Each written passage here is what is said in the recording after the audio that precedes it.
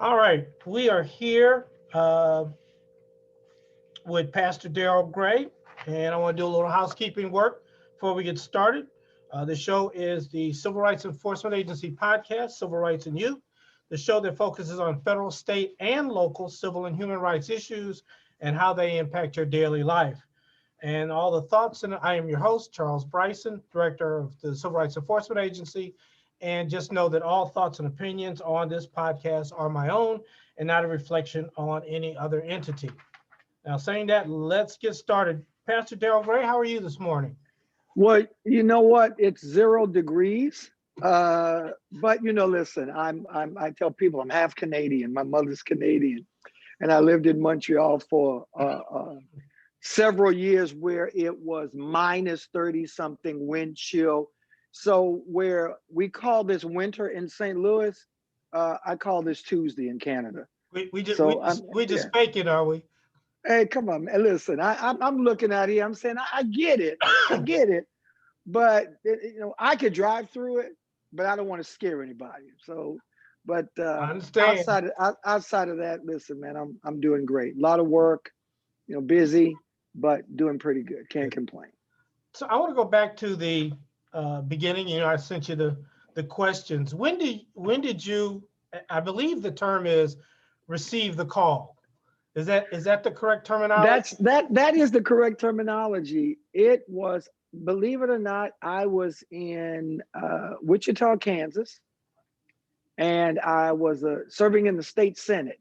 I was a Kansas state senator. I served in the Senate, and I was in the Senate in 1983.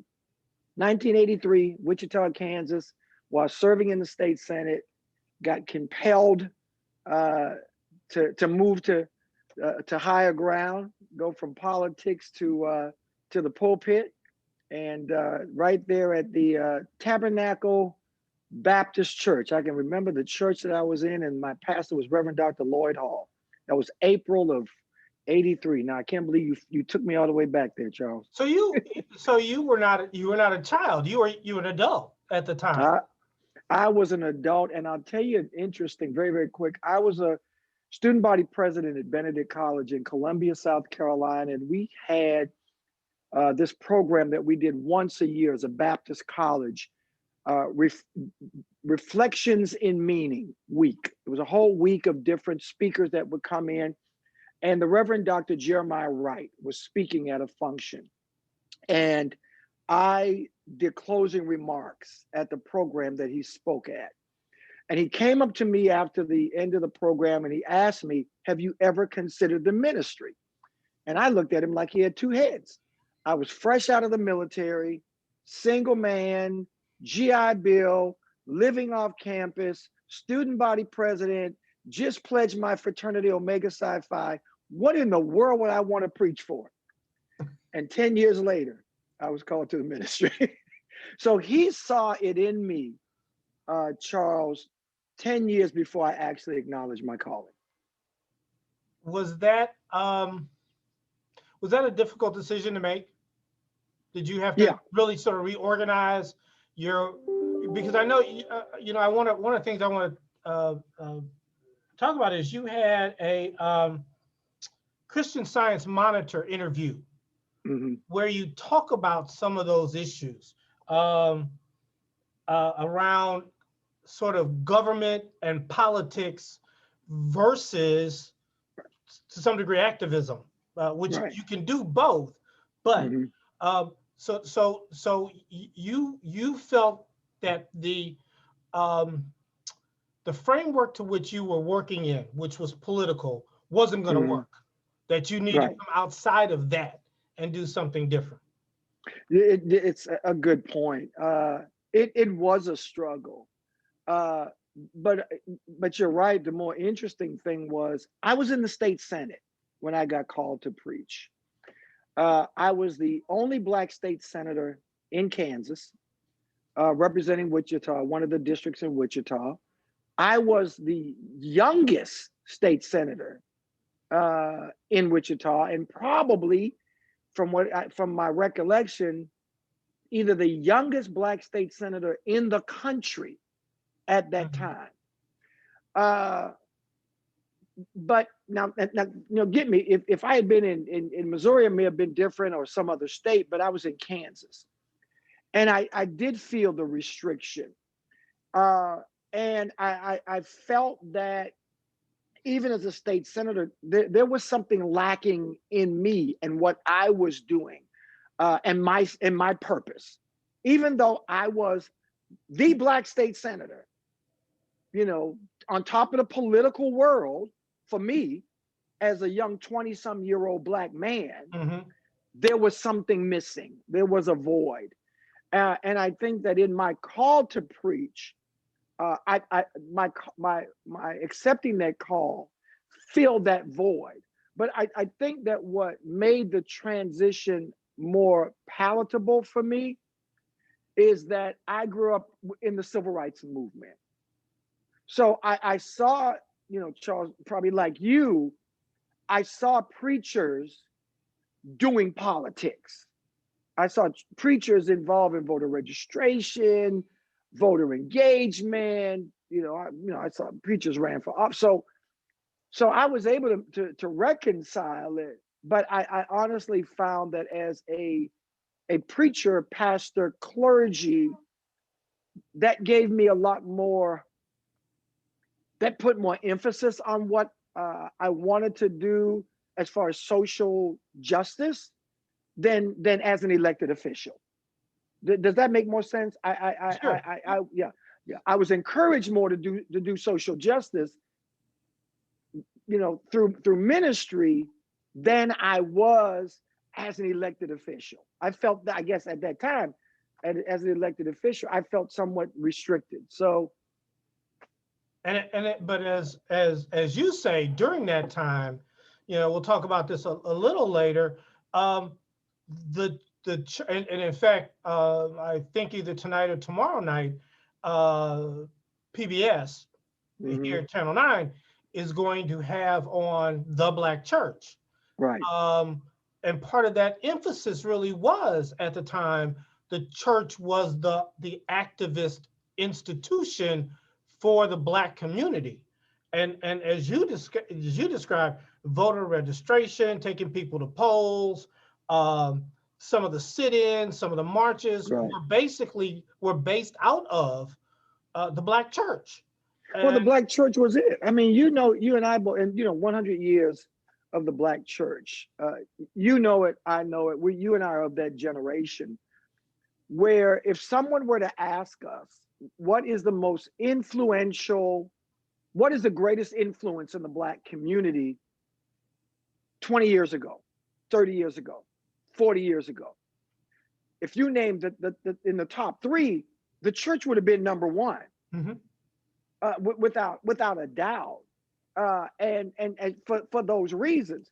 But the church was that independent institution that uh, that spoke for us politically, that not only did voter registration and voter education and voter mobilization, but was our benevolent group, was our mental health uh, uh, uh, uh, counseling group, was the place where on Sunday we put on our suit, we go into church, we're the deacon, we're the usher, we're the this, we have titles, we're respected, we are somebody, we're brother somebody, deacon somebody, elder somebody. And so no matter what happened, Monday through Saturday, on Sunday, we were somebody. And so the church allowed that environment, in addition to the other tangible things. Most of our Black colleges were established out of the church, our whole education system. And within that, we did recognize within the church the Black doctor.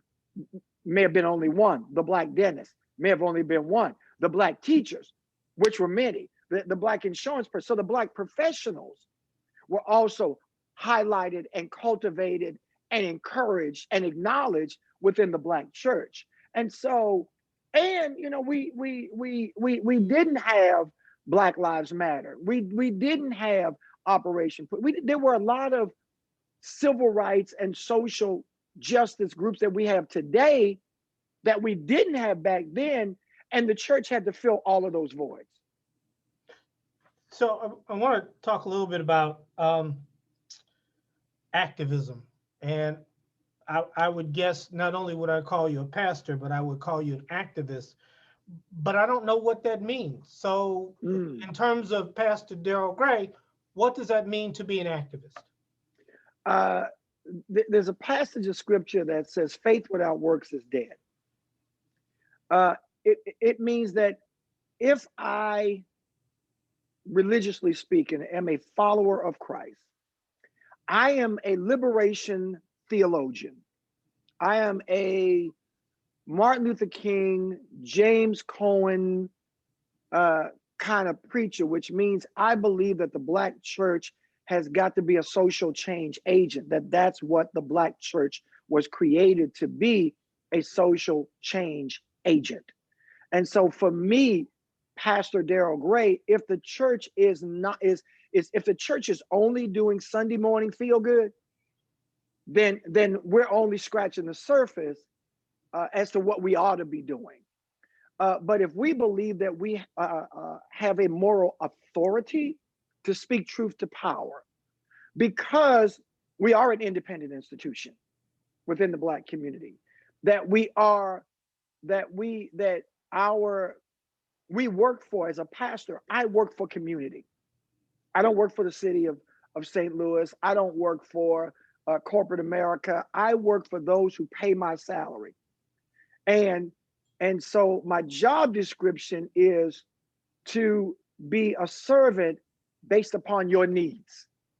And so if that need is to be an advocate, and it could be a court advocate, it could be a school advocate, it could be, going down with you to help you get your gas turned back on, your electricity turned back on, or trying to find a couple of dollars to get that, to help you buy groceries, to help you pay rent. That's the activist advocate part of what the church ought to be doing. And Charles, with a lot of preachers, and no disrespect to anybody, a lot more learned preachers who study the history of the church, not just the Black church, but the church. The church was created to be a benevolent society in the first place. It wasn't created just to do Sunday morning worship. It wasn't created to establish 5 choirs or a deacon board or an usher board. It was created in the beginning to care for the least of these people in need, the widows, the orphans, so forth and so on. So I think for me, as a liberation theologian, one who believes in the church having to do something outside of preaching, that comes from understanding the history and the beginning of the church. That's why I'm comfortable in being this activist advocate, because I am a pastor, because I am clergy. But I would suggest no, not being uh, associated with the church in that regard. There are a lot of pastors who do not view the church as a arm for social justice. Right. And so there's a conflict there, I would think, because depending on what church you go to, right, whether it be St. Louis or any place else, you have pastors who will not. I don't want to take a position on that. Right. And doesn't that therefore not necessarily help our community? If you're not standing up for social justice when we are being beat on the head 6 days a week, we're coming to you. Wow. If we're not receiving that, then isn't that an inherent conflict in how we as African Americans move forward in our society? Yeah, and you're absolutely right. I call the pastors who don't engage, who don't get involved. They're what I've termed they're stay-at-home pastors. These are pastors who, you're right, are comfortable with doing the quote unquote traditional roles of the church. They have pulled and interpreted, render unto Caesar that which is Caesar's, render unto God that which is God, which is the separation of church and state. That's where that comes from. Mhm. That we'll stay in our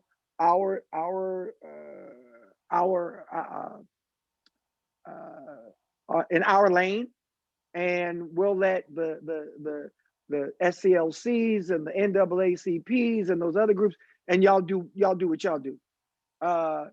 And I say that's okay. Some people are not equipped. Some pastors are not equipped. They don't have the training. They don't have it, and it's no fault of their own. Some of them have not attended the seminary or the Bible colleges or those places of higher learning where they have studied church polity, or they've studied the history of the church, or they've studied liberation theology, or they've studied some of the other different segments of religious studies or theology, whereby they see the church in that role. They just haven't done it. And so if you have a man or a woman who has been called to the ministry and they don't have that type of educational background, then you're not going to engage in something that you're not comfortable with. You're definitely not going to engage in something that you have no knowledge of. We do what we know to do. The more that we know, presumably the more that we do. And so, for example, when I first came here, I am the chairperson of the Social Justice Commission for two different Baptist conventions in this state. Progressive Missionary Baptist Convention, which is the convention of Dr. King. So naturally, out of that, you're going to get activism. And then you have the Missionary State Baptist Convention, which is a more center-right theology. And so they are going to be more focused on what happens internally, the internal workings of the church, and stand within the four walls of the church. Whereas progressive, as part of their ethos and their founding, they are going to do social justice. They're going to do social action. The AME Church, because of how the AME Church was created in Philadelphia as a split because of discrimination, their ethos is going to be more social justice because their history was created as a result of discrimination. And so the different denominations and the way they were founded and the way they were created, Church of God in Christ, the more Pentecostal churches, the more evangelical churches, you're not going to see them on the front line. But that doesn't mean that they will not express their political preference. More white evangelicals than black evangelicals. Oh, And absolutely, absolutely. yeah. And So you're absolutely that's right. a whole nother conversation about those. But your observation is a great observation, though. You're right. So okay, I'm gonna leave that. I'm gonna leave that to the side for a minute. I want to get back to you. This is Darryl Gray. How do you pick and choose what social justice issues you are going to be involved in, knowing that that may change any day and any time? But just generally, how do you pick and choose? There's a lot of stuff going on out there. Wow. I do realize, Charles, that this work does not give me the luxury of doing one thing at a time. So that I get. And because I've already internalized that for myself and accepted that as one of the hazards to this work, not being able to do one thing at a time, Uh, you're absolutely right. I think that I'm very prayerful. I'm a very prayerful person. I don't do any of this work that I do without prayer, because I am a spiritual person. And but then I try to look at the most critical need. I try to look at that what is in front of us right now, and what can we get done right now? What can we act on right now where we can possibly get a win that can motivate us to the next, in dealing with the next issue. And so you've got to look at that. On my desk right now, you got about 5 stacks of stuff. You got one stack that's this high, one stack that's this high, and you just like on your desk, I can see it. And so but the lower stack are the things that you're working on. Those are the things you're working on right now. I can get this done. And when I look at that and I see that stack going down, then I'm a little bit more energized and encouraged now to work on that stack. And then as I see that stack going down, then it's the momentum. But I already know that when I put that stuff in that small stack, that's something that you know in a day I can work on, and then you move stuff from stack to stack. And so it does depend on what's in front of me right now. Case in point, when COVID became the issue. Uh, Testing, when COVID came, we realized that we had to kind of adjust, because prior to COVID, we were dealing with back in March, we were dealing with protests. We were in the middle of the George Floyd stuff. So everything was focused on George Floyd, George Floyd, George Floyd, Breonna Taylor, And Breonna Taylor. not only George Floyd, but police related issues, Right. and there are a Criminal large justice number of reform. them, Exactly. but police reform issues. Police reform issues. So everything was focused on police reform because of those things. We were coming out of Stockley. We were post Stockley, then George Floyd, Breonna Taylor, a lot of other things. So that was the focus, criminal justice reform. Then uh, COVID, bam, COVID hit. Disproportionate number of Black folk affected because problems in our community, pre-existing conditions, be it high blood pressure, asthma, lead, diabetes, you name it. All of those other things that exacerbated the effects of COVID within our community. We see no testing sites in our community. Bam, that became the issue, because that health issue, people dying, people getting sick, that's immediate. That's right now. Yes, people are still going to jail. There's still a bail bond situation, but people are dying. So you got to adjust. You don't take criminal justice reform off of the agenda. You just now say, we got to do two things at once. But we've got to give a little bit more of our attention, a little bit more of our time to the COVID piece, because we need the testing sites so that our people can get tested, our people can get the resources. But so now what we say is, as a group, well, Darryl, you do this. And then in the middle of all that, we've got elections. So now your police reform, COVID, elections. 1, 2, 3. What we decide to do is that the good thing is, we have groups that we work with. Expect Us is the group that I work with. So, Corey, you're going in that direction. Rasheen, you're going in this direction. Ohan, you're going in this direction. Farrakhan, you're going in this direction. Councilwoman Griffith from Ferguson, you're going in that direction. Reggie, you got to go in that direction. So where we work as a collective, we work as a collective, but understanding that we've got issue, issue, issue. And then we got, then we make a determination, working with different allies, trying to do 3 things at one time. So I'm going to put you on the spot. Do This that. is something you said. What does Darryl Gray's name mean in the community? Wow. It depends on who you ask. You know, I'm a realist, I'll Charles. take that one. Hey, come on.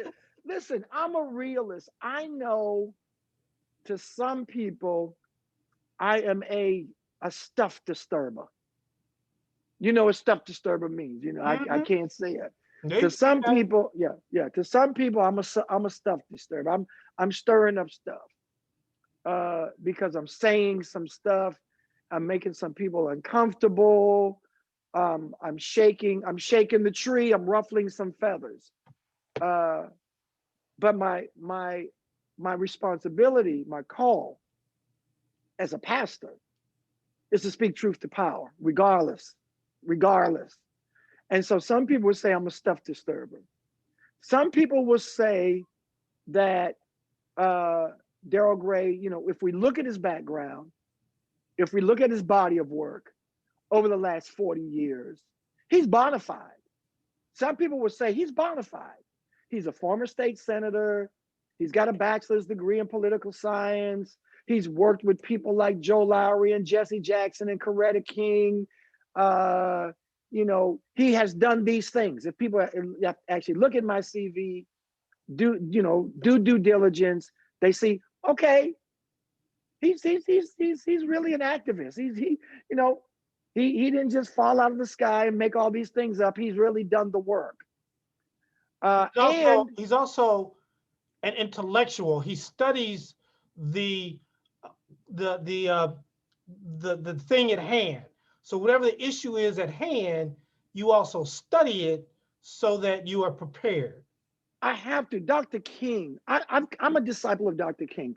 I worked for the Southern Christian Leadership Conference for 40 years, off and on, through three different presidents: Dr. Abernathy, Dr. Lowry, Dr. Steele. I was the national communications director for the Southern Christian Leadership Conference. My responsibility was to maintain the archives. I've read everything on Dr. King. Dr. King said, before you engage, do your homework. When I came to St. Louis, Charles, uh, post Ferguson, to work with Cori Bush, uh, but but Dr. King, through his 6 steps of civil disobedience, says number one, do your research before you do anything else. So before I came to St. Louis, I did my research on the movers and the shakers, the gatekeeper. And let's call it like the gatekeepers. The gatekeepers of St. Louis. Who are they? Because I knew that when I got here, just like Atlanta, just like a lot of other places, I was going to be challenged. Who are you? Who do you think you are? Why? Who gave you permission to speak out? On I don't care if your speaking out is right. Who And told you you could do it? and that's true in St. Louis of both whites and blacks. There That's are right. black gatekeepers who, let's go to that crab in a barrel syndrome. There are Mm. black gatekeepers who say, "I'll speak for the community. You take your turn later." And that was the reality. And so I did my homework. I understood the Ferguson uprising. Everybody saw it, but what I looked at coming in was post Ferguson, and who emerged out of Ferguson. And I looked at the Ferguson Commission, forward through Ferguson, and I looked at the 180 plus recommendations, and I looked at the black elected officials and who had been elevated, not just locally but also nationally. You know, the Tracy Blackmans and the Starsky Wilsons, and who have been elevated nationally. But I also looked at who had the regional leadership, because one thing that Ferguson taught us, it taught us that regional leadership is more powerful than national leadership. And so then you look at who the regional leaders are and what is going on. And so when I came here already with information and an understanding of the dynamics of the city and the region. But like you said, once I got here, then my link with the Ferguson protesters and the church. Remember, I came in linked with two very important factions within the region. The protest community through Cori Bush, Bruce Franks, Rashid Aldridge, that group, but also the church, because I'm connected with the Progressive Missionary Baptist Convention, and I am an ordained pastor who came here with almost 40 years of experience from pastoring 3 different churches. So I came here with some credibility, and I came here bona fide, so no one could question my credentials, which gave me some leeway. And so if you ask some people, they say, yeah, Gray came, and what Gray did, Gray exposed some stuff too, because Gray said some things that some of us who have been here maybe should have been out there saying. When Gray stood on the front line during Stockley, with people like Anthony Shahid, and I give Anthony Shahid a whole lot of credit. And I have much respect for Anthony and Zaki Barudi and Mother Jamala Rogers, and that group. And when you stand out there, and you didn't have a lot of preachers out there on that front line during Stockley. I can name them. Most of them I had to go get. Yeah. And explain to them, this is our responsibility. And the meetings that I had to attend with clergy leaders. And so we had to bring the clergy coalition. Did you put clergy and leader together, or just clergy? I said clergy leaders. Okay, I just want to be clear. And yeah. And the reality is because even now, there are still a large segment of our community who still see the church in the top 3 as far as the influencers in our community. They may not be number 1. The church may not be number 1, but there is a segment of our community that will always see the church. And somebody, and please forgive me for that if I don't know if I go off, but somebody tried to call me, so I have to hit that button. that there'll always be within the Black community a huge percentage of Black folk who will always reverence and revere the church and what is said within the church and by the pastor. Mm-hmm. Even if the pastor doesn't show up, that's even in the absence of the pastor showing up or speaking up. It's not the pastor, it's the church. That because you have a segment of our community who will always see the church as the rock, the rock within the Black community, the institution that has stood the test of time. That when you've got the Black schools. That's why when we talk about Sumner and Beaumont and some of the other schools, that's why you've got that passion around closing the schools. So you got the Black church, the Black schools, and the Black family. Those 3 institutions. But the Black church has, for a huge segment of our community, has stood the test of time. So when you talk about me being an intellectual or an intellectual, I've learned through my work in the civil rights movement, and particularly through SCLC and the NAACP, do your homework. And so I'm not going to get involved in any issue that I have not researched, that I have not investigated. And going back to what you said, there are a lot of pastors in this city and others who do not engage because they don't know. They're not comfortable enough with the issue. And the worst thing for a pastor, and I can say this as a pastor of 40 years, Black pastor is not going to get involved in anything that he or she does not understand comfortably. They do one thing that Black pastors do not want is to be asked a question that they don't know the answer to. I want to separate the issue of the church Okay. to some degree versus the congregation. Mm, And I say that because in the city of St. Louis, it has mhm. always been for the last 20, 30 years, 75% of the people sitting in the pew actually live comfortably in the county. Right. So your city, North City pastor Mhm. is not necessarily preaching to the neighborhood the way they used to. And Exactly. those folks in the county may not want to hear about the woes of the city, the problems of the city.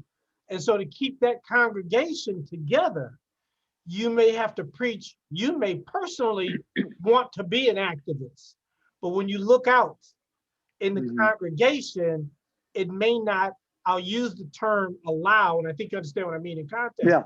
Yeah. It may not allow you to do that. Do you see that at all? Or am I just, does it not No, exist? it does exist. It's very real. And that's part of my responsibility as the chair for social justice for the two conventions and my work with the Clergy Coalition and 24/1 clergy group and the Baptist Ministers Union. Uh, I, I, I have been placed in a very unique position among clergy groups that my work, I work with 5 different clergy groups. And my job is to engage some and re-engage others into the importance and the criticalness of social justice, which means, just like you said, that we as a church have got to look outside of our church, those 3 blocks surrounding our church, those 3 blocks to the north, south, east, or west, and to engage and minister to and serve those people who are standing, kneeling, sitting, living across the street in the shadows of our steeples. And we're not doing it. And I have challenged preachers to understand that if you are going to grow your church, the only way you're going to grow your church is to go across the street from your church, is to physically knock on the door of people who are basically your host community. They're hosting your church because you live somewhere else.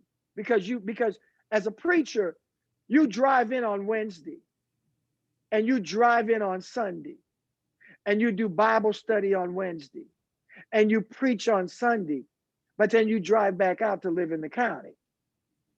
And people in the community see you driving by. But unless you are doing a food pantry, unless you're doing a clothing pantry, unless you have a after school program, unless you have a daycare, unless you are or have some type of homeless shelter, unless you are doing those things, you're doing nothing to benefit that host community. And they know it. And they know it. So if your church gets broken into, if your air conditioner gets stolen, Nobody saw a thing. nobody saw a thing. Because if you don't have a commitment to the host community has no commitment to you. And so I say that during I do different workshops and social justice workshops to different pastors, to different associations. And I say that my job is to express the blunt truth. But not only that, if you end up having someone, Charles, who finds themselves wandering into your church from within the host community, and you're preaching and their stomach is growling, or they're worrying about trying to get bond for their family member, or paying the rent or the light bill, or whatever problem that they're having, if that's what's going on within them, and you're not ministering to that immediate need, then you're not doing anything for them. Dr. King preached a sermon called Guidelines for a Constructive Church. And I used that sermon that Dr. King preached for my social justice workshops. Guidelines. What are the guidelines? And it starts with basically saying that every church is made up with the brokenhearted. Those are the people that we are called to minister to. And the reality is, we find more of those who are in the shadows of our steeple than in our pulpits. Yeah. And you're absolutely right. And so my job is not only to shake the political tree, but to shake the social justice, the social gospel within the church.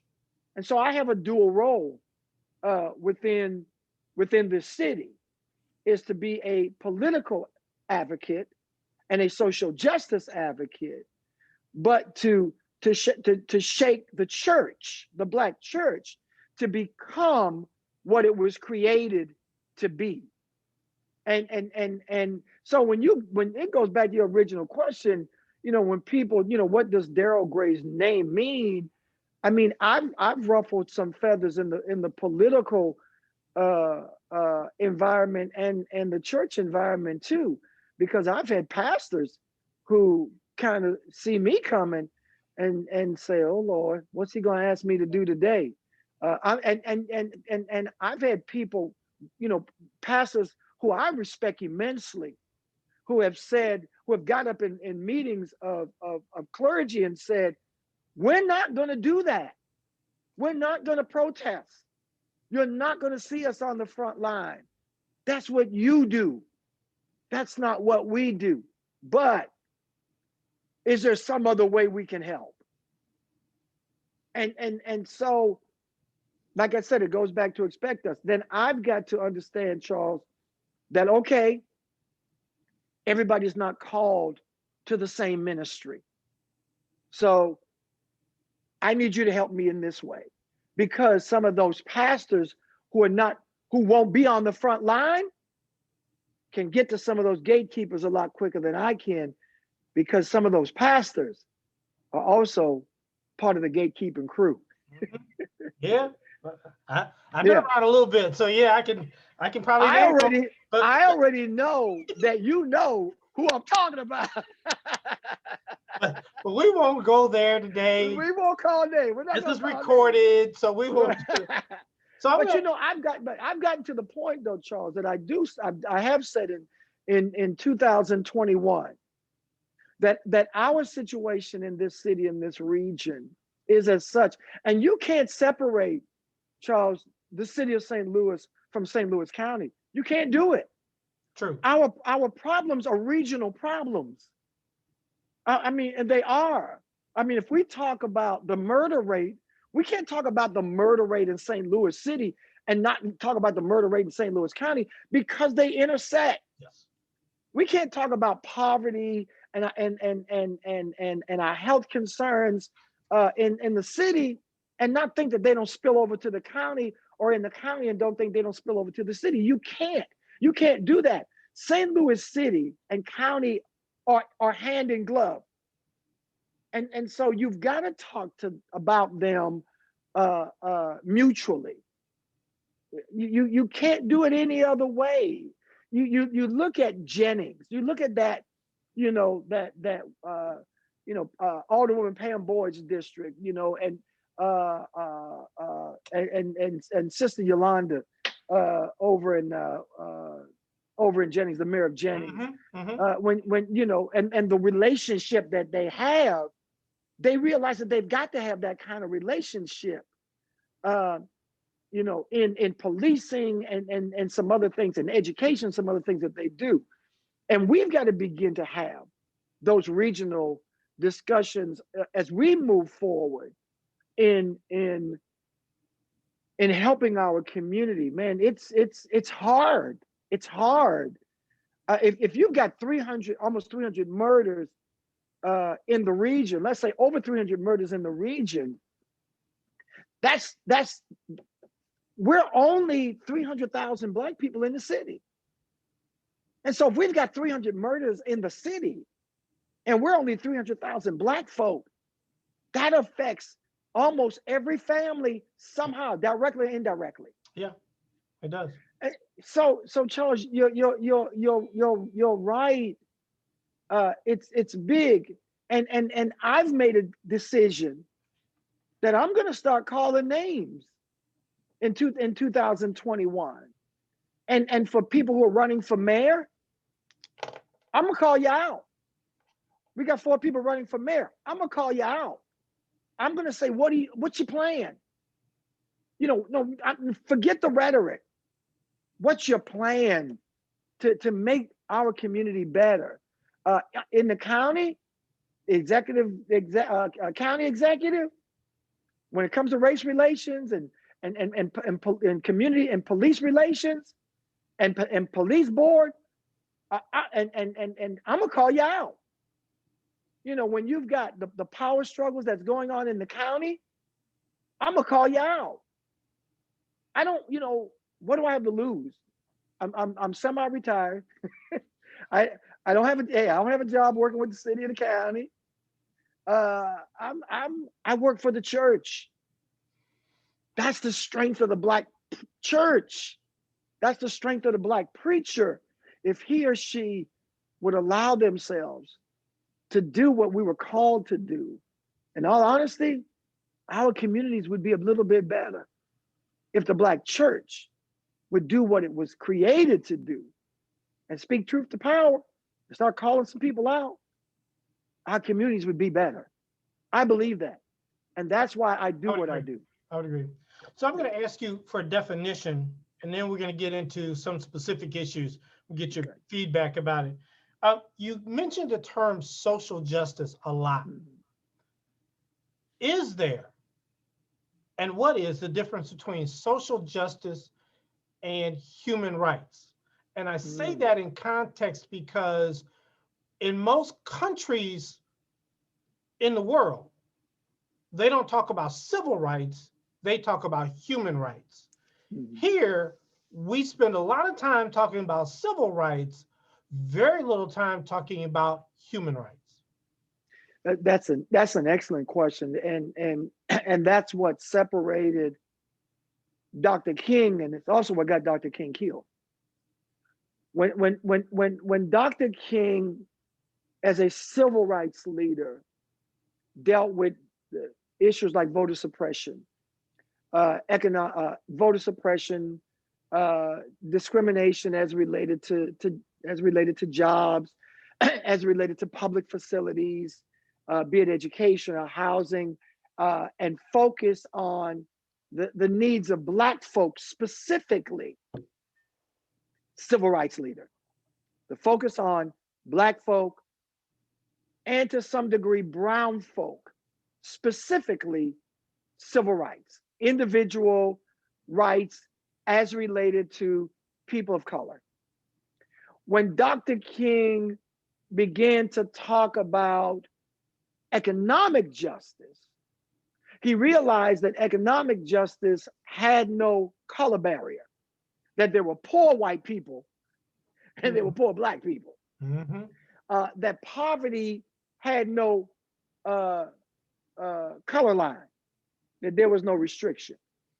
And so when Dr. King dealt with 2 things, the war in Vietnam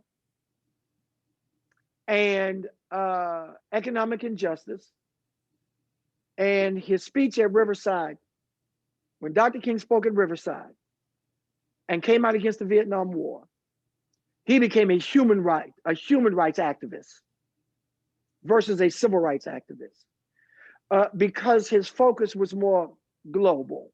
Mhm. It spoke to the needs of the least of these, irregardless or irrespective of color, gender, socioeconomic background, period. It moved beyond color to the human need, not the Black need, but the human need. When Dr. King said that we did the March on Washington to focus on civil rights, voting rights for Black people, Then he said we're going to come back to Washington for the Poor People's Campaign, Yep. because white people in the Appalachians and the Alleghenies, West Virginia, are suffering from the same problems as Black folk from Selma and Montgomery and Waycross, Georgia, and Erie, South Carolina. Same problem, class struggle. So when Dr. King started talking about class struggle, he moved from being the civil rights leader, talking about integrating cash register,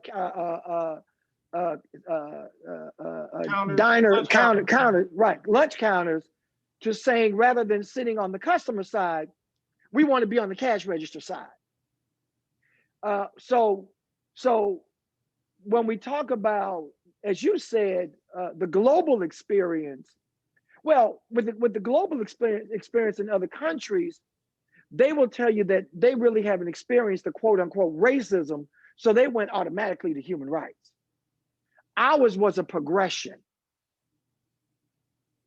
Ours was a progression from civil rights to human rights. We had to take care of ourselves before we were able and equipped to even understand the more global issues. And I think Dr. King understood, and I think Dr. King understood that charity begins at home. And you'll hear me talk a lot about Dr. King because, you know, even if you look over my shoulder, Dr. King, Dr. King, Dr. King, Dr. King. I've got, you know, almost 100 books behind me on Dr. King, studying on what he did, but not necessarily what he did, but how he did what he did. And so for me, you will find that I'm an advocate. I'm a social justice advocate, which does not restrict me to LGBTQ plus issues. It does not restrict me to homeless issues. It does not restrict me to environmental racism issues. So, but, you know, goes back to what you said with the local pastor. The local pastor is not going to engage in all of those issues. Not gonna do it. It's just not gonna happen. The local pastor will pick and choose based upon what he or she is knowledgeable with and comfortable with. Because of my experience in being in different spaces, I'm more comfortable in going into different spaces. Immigration issues, the idea of ICE and the idea of sanctuary issues. The young man who was in the United Church, right out in the county, Reverend Rebecca Turner's church, right? Not Maryland, Maplewood. Maplewood, right? Where he is, yeah. Alex, and so, you know, Alex is in sanctuary and has been. I'm comfortable with talking about the sanctuary issue because I've had families in my church in sanctuary in Montreal. I gave sanctuary to 3 different families. One was a Muslim family, but the average Black church is not going to do that. They're not comfortable with that. They're not knowledgeable of that and not going to do it. And so, But uh, doesn't that belie the fact that we as Black folks need to take a certain amount of responsibility for not making our pastors more engaged? When you have environmental racism on the north side of St. Louis, and you got all these environmental issues, why aren't we as individuals, Pastor? The congregation met last night while you weren't here, and we said these are the things that we want us, you and I, to be involved in. What? Because we are acquiescing leadership to somebody who may not have totally our best interest in what's going on in our day-to-day lives. you're great questions, and it's my prayer that this interview really gets out to a lot of people, because you're asking a lot of very key and important questions. When I do workshops around social justice in churches, uh, I say to pastors that if I'm going to do the workshop, I need to be able to talk to your congregation. And this is why. When I speak to congregations, I say, set your pastor free. Let your pastor do their job. Stop tying the hands of your pastor. Stop being selfish.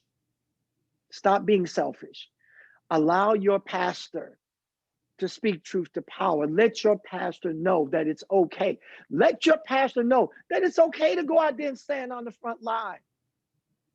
It's okay to go out and to protest. It's okay, Pastor. It's okay to show up at a city council meeting, a public hearing, and say, I represent so and so at AME, Baptist, CME, United Methodist, blah, blah, blah, that I'm a pastor of this church, and I'm here representing my congregation. Let your pastor know that it's okay. We've got to set our pastors free. The congregations have got to do that. And you're right that just because I'm speaking to a county congregation in the middle of a city church, that county congregation has got to say to your pastor, speak on behalf of those who stand in the shadow of the steeple. And I tell that congregation, set your pastor free. Because your pastor doesn't want to say anything that might make you uncomfortable as that middle-class congregation that pays his or her salary. Set your pastor free. And so you hit the nail on the head. A lot of pastors don't say, because they're not sure about how it's going to go over with a congregation who, for the most part, is a lower to middle class congregation that doesn't have the roots in the community.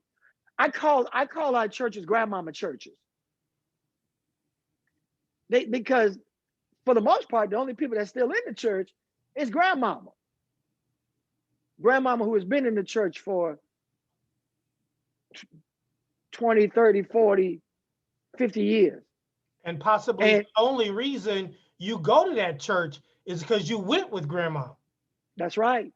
And it's interesting, when I first moved here, I made a conscious decision to live in the city. I could have lived in the county. And my significant other, I won't say too much, is a valley girl. And has always lived in the suburbs. And would have been very comfortable living in the suburbs. But I said, please, because of the work I do, work with me. Give me a couple of years to be in the city, to do the work that I do. And we've been in the city longer than that. So, and I'm in a very unique place. I live on N right now. I don't have a problem saying where I live because I'm fully protected. Hey, so I won't give the exact address, but I want to know I'm fully protected, and I got good neighbors. They look out for me, but I live on Enright, which is one street north of Delmar. Mhm. So I get that Central West End vibe, but I'm still one street north of Delmar. First time I ordered a pizza, where I live, I had to go on the corner of Boyle and Delmar to the Galilee Baptist Church and meet the pizza delivery person on the south side of Delmar to pick up my pizza. I never ordered a pizza from them again because I live north of Delmar. I could not get a pizza delivered to my house. And so it still goes back to what you're saying, Charles, is that I live in the city. My church, Greater Fairfax Missionary Baptist Church, is on Greer. It's in the 3rd Ward. I live in the city. I'm not going to live in the county. I love the county, got good friends in the county, got no problem with people who live in the county, but I live in the city. My church is in the city. I'm going to minister to people where they are, but to be very honest, the greatest need in this region is in the city. And that area in the county that's adjacent to the city. Yeah. Glasgow Village. Yeah. You know, right there at Jennings. That area just north of the city. You know, North County. That's, you know, those are the areas of need. And so I want to be where people are. And I walk the community. I walk the community. I walk down Primrose. I walk, and I'm a pastor. I walk on Auburn. I walk through the open air drug market. I walk down MLK, where, you know, people trying to make a living on the street. I don't condone it, but I ain't judging you either. Right. And we've got to get to the point as a church where we're able to see people as God sees us and not be judgmental, and realize that our obligation as the church is to minister to the people who are suffering. And if we're not doing that, if we don't do it, nothing will change in this city, nothing will change in this region until the church, the Black church. And it's interesting that in our rallies, in our protests, you know, and I'm not, maybe I'm calling some people out. I've had more white clergy standing beside me than Black clergy. But I'm getting more Black clergy to begin to be involved. But, you know, I've gone to jail with more white clergy than I have Black clergy. Really? Yeah, man. But I'm working at it. I'm chipping away at it. And I am finding more and more Black clergy who are asking, what can I do? And they're inching more and more. And it's by inches. They're moving by inches more and more to the front line. And we've got to, the congregations have got to set them free. And my job is to pull them. And I'm asking the congregations to push them more into the front, on the front line. My job is to pull them to the front line. The congregation's job is to nudge them, to push them to the front line. So we got a couple minutes left. I got a couple of questions for you that I sort of have some sort of feeling about. Where do you mentioned a lot of names early on in the conversation, and I'm not calling anybody out by age, but the vast majority that you mentioned, I think, were under 35. Yeah. And so, what does that say about Black leadership from your point of view, from your standpoint? Mhm. What does that say about Black leadership in 2021 and beyond? Are the I'm 62, so I have right to say something. Is Black leadership is the young Black leadership taking over? Not taking over, taking their place. And I think that words are important. Words matter. You and I both know that. Uh, I think that young Black leadership in this region saw some things post Ferguson that didn't sit well with them. Uh, they did not feel that there was a stick to itness among the older Black leadership. That after that post Ferguson to the young activists, it appeared to them that it kind of fell back into business as usual. That's what they felt, and to some degree they were right. Uh, people who were in place stayed in place, and so you saw in 2015, middle of 2015, you begin to see Bruce Franks, Cori Bush, John Muhammad, Farragon Shigog, uh, Rasheen Aldridge, Kim Collins begin to look for a place politically to get in, not fit in. Small p politically, because we're Small not talking c, about elections. We're talking exactly, about right, and you began to hear their voices. They were involved in Ferguson, but they began to get involved politically. They began to speak to political issues uh, before they ran for office. You heard their voices in political issues. They began to express themselves politically and began to speak to uh, the word was from protest to politics. That was the phrase, from protest to politics. Realizing that, yes, we're going to protest, but unless we're able to influence the politics, then nothing's going to matter. And so that's what began to happen. And I think that with those names, as they became comfortable with talking about the politics with politicians, then they began to move into thinking about becoming the elected officials.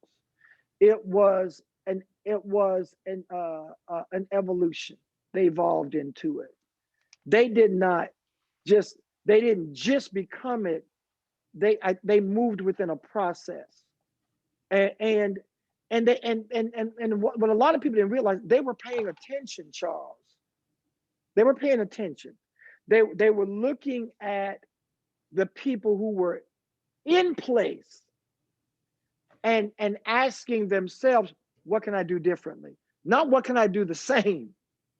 I think that they saw themselves, and for good reason, as change agents. We want to challenge the status quo because there are people in place. These people that I mentioned recognize that, wait a minute, we don't have a shortage of Black elected officials.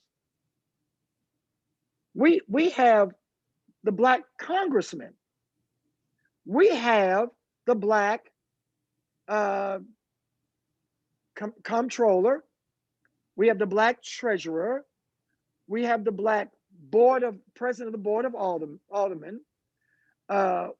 During that time, we got the Black police chief, we got the Black public safety director.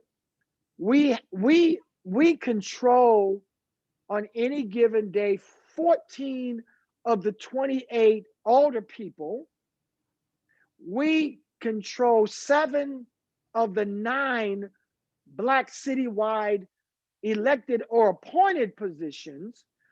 We control 4 of the 7 votes on county council.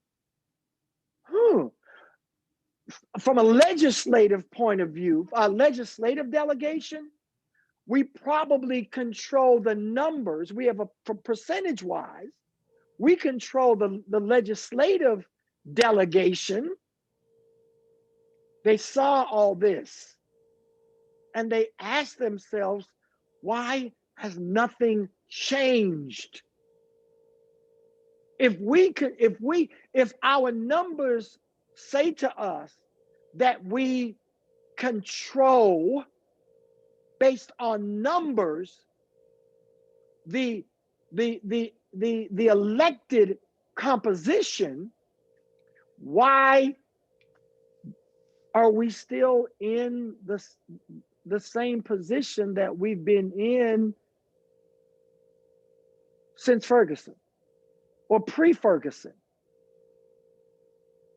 And they began to have that conversation and began to talk more and more about social change and creating alliances and building coalitions.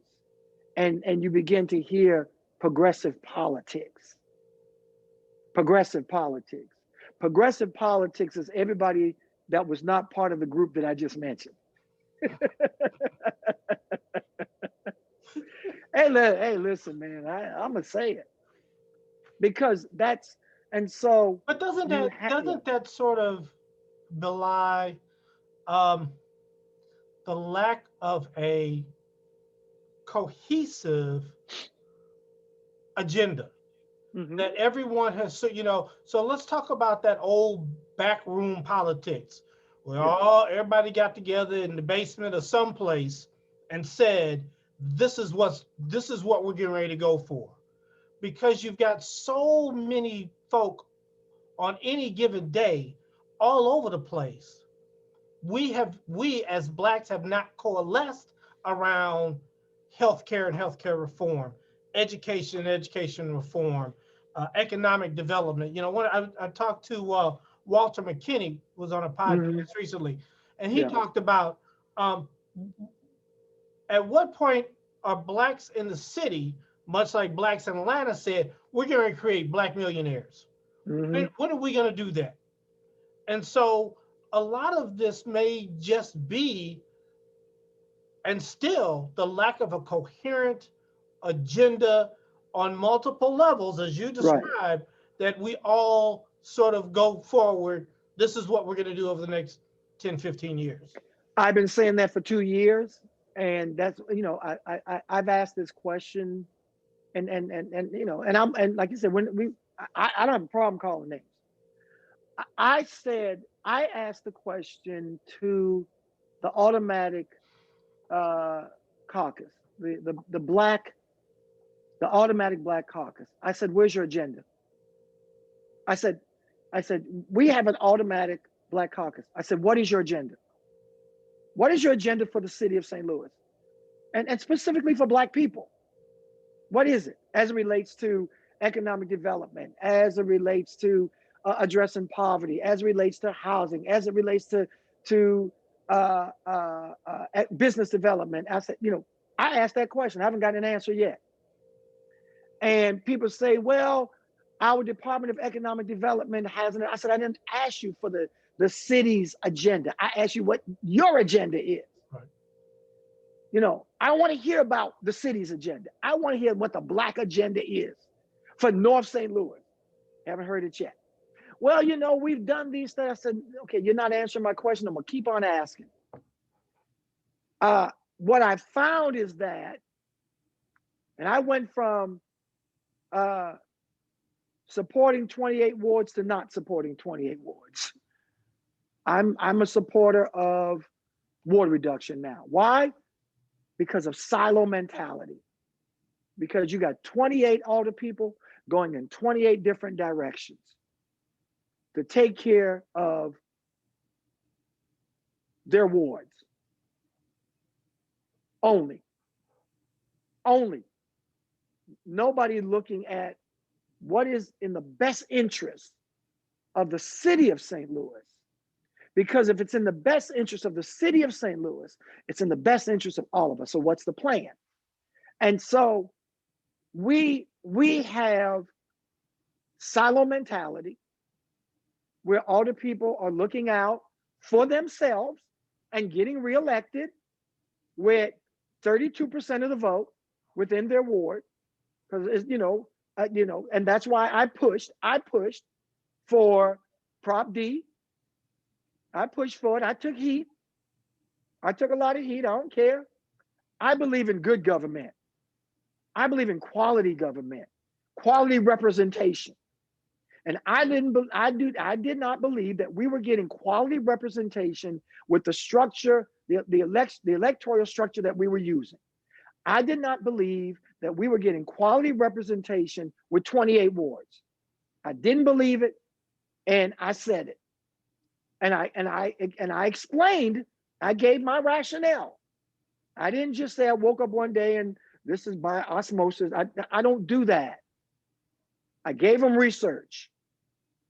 I try to speak as clear and as common and as simple as I can. We've got all this Black elected leadership, and we're still #1 in murder in this country. When we look at all of the problems north of Del Mar, we haven't talked about solution.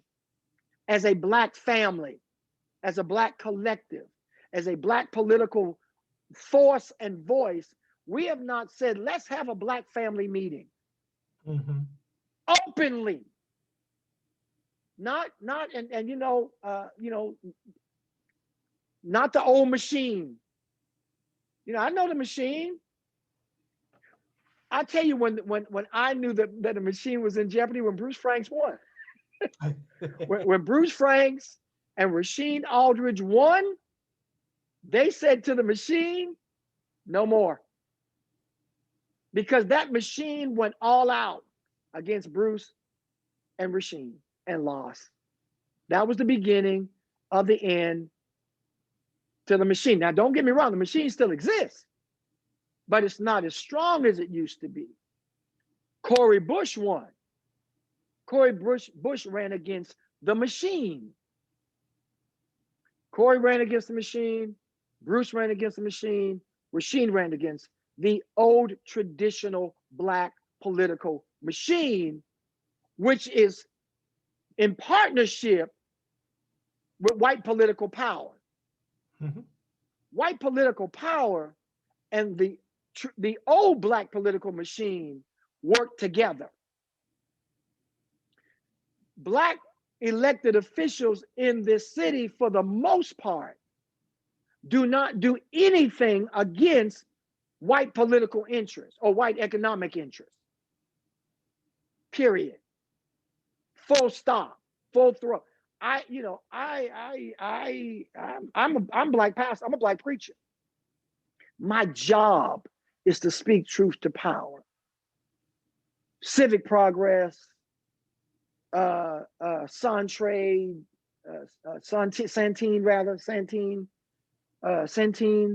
the regional chamber, all those people that wanted better together, wanted to join the region and still want the regional police force, which is what got them in trouble with not hiring Lieutenant Colonel Doyle. Come on, man.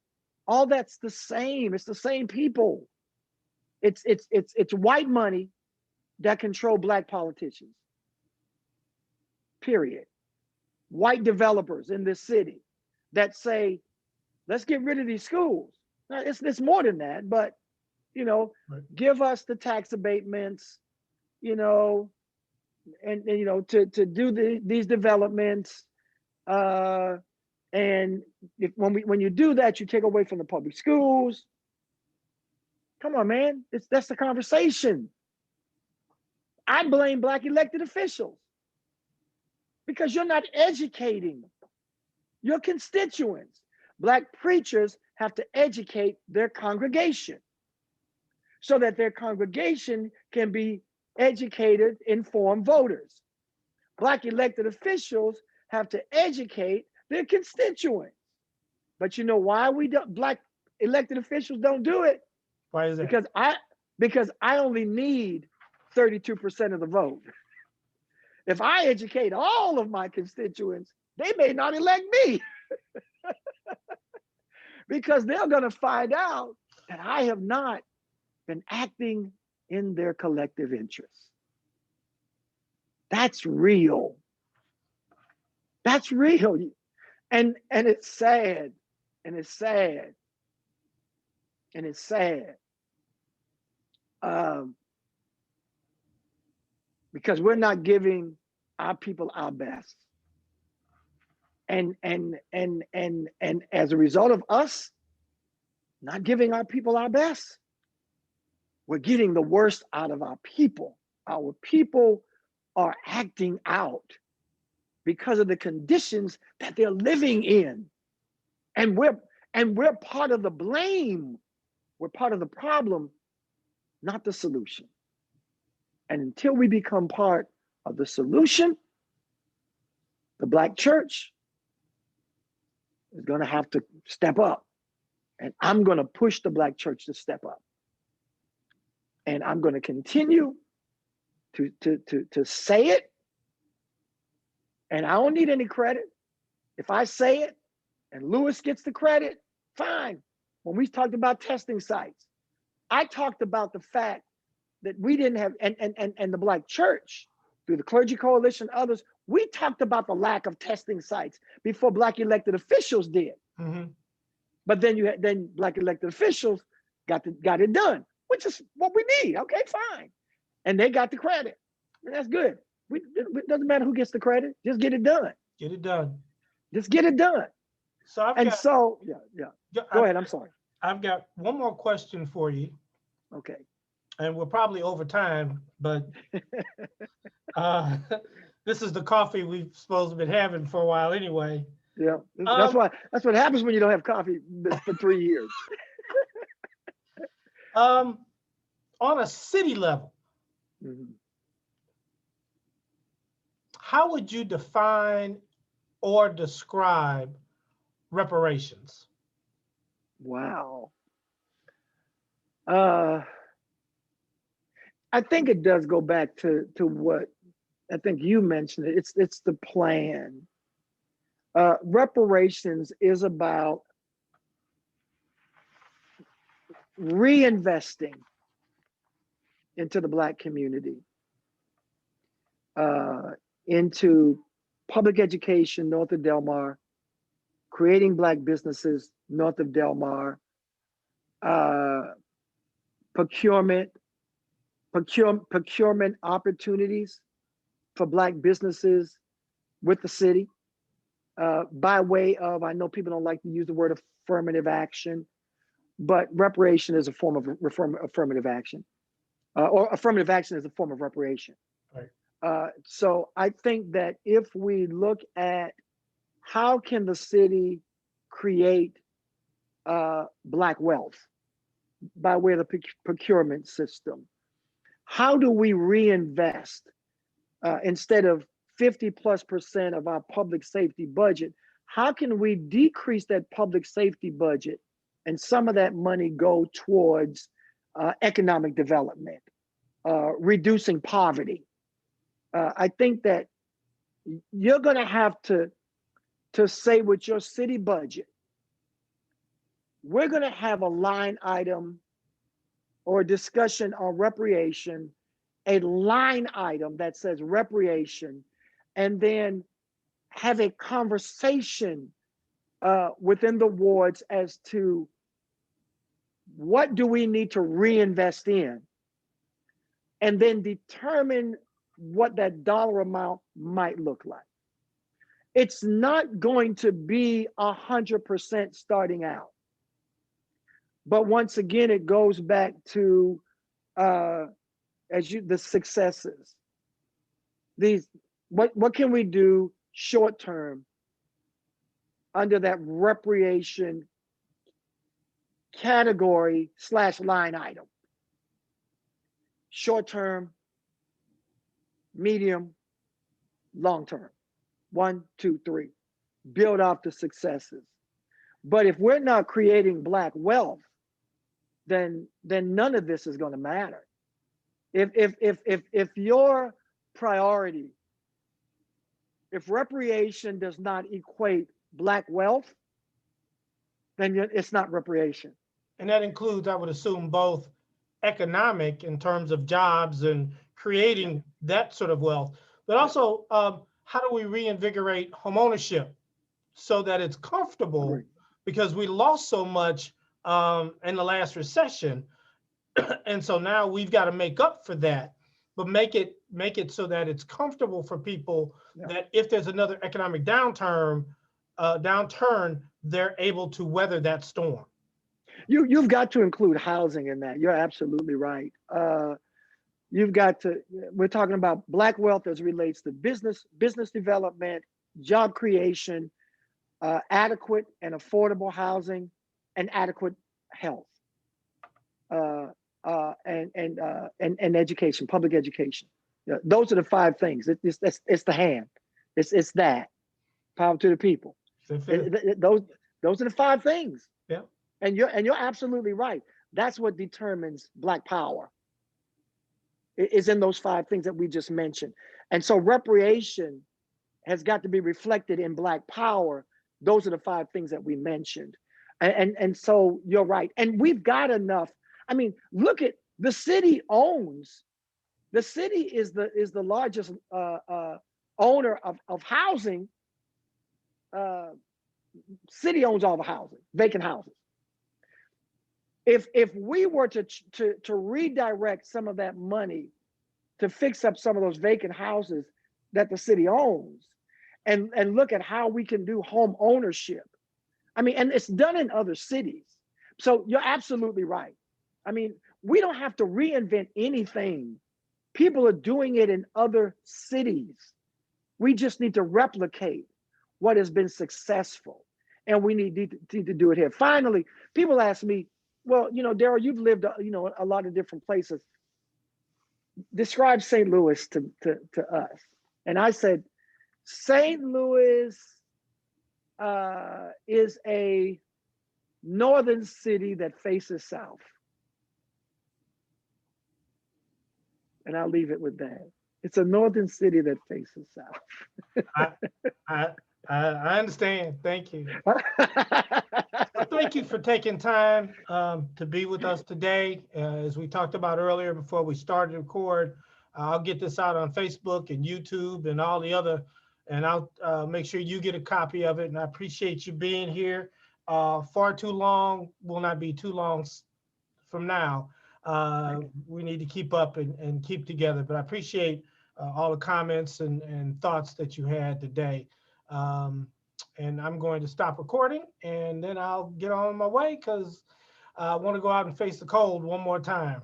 Well, I want to thank you, Charles, for the work that you do. I know your history too, and I know that you've put a lot in to trying to take care of this community and protect this community. And I want to say thank you very much for what you do. It's critical and it's invaluable, so we appreciate it. It's not gone unnoticed. It's not gone unnoticed. Much appreciated. Thank you. Okay.